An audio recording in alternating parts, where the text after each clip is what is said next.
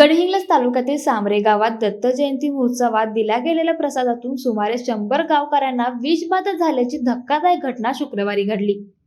दुपारच्या सुमारास प्रसाद खाल्यानंतर काही तासातच अनेकांना उलट्या, मळमळ, पोटदुखी अशी लक्षणे दिसून आली। ही माहिती गावात वाऱ्यासारखी पसरताच परिसरात एकच खळबळ उडाली।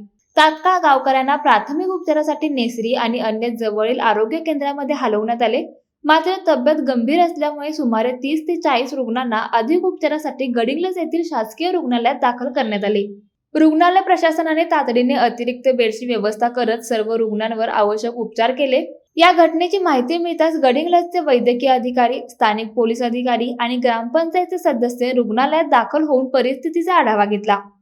विषबाधेचे नेमके कारण अद्याप समजू शकले नसून प्रसादातील कोणत्या घटकामुळे हे झाले याचा तपास सुरू असल्याची माहिती आरोग्य विभागाने दिली आहे। प्रसादाचे नमुने परीक्षणासाठी पाठवण्यात आले असल्याचं प्रशासनाकडून सांगण्यात आलं।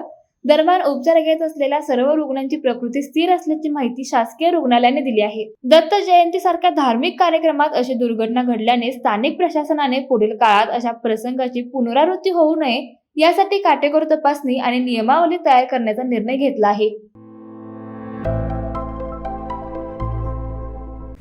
मटन थाळी, चिकन थाळी, स्पेशल गावरान चिकन थाळी इतकंच काय, ऑर्डर नुसार मुंडी रस्सा आणि खेकडा थाळी आणि हो, शाकाहारी लोकांसाठी खास व्हेज गावरान थाळी सुद्धा उपलब्ध आहे बरं का।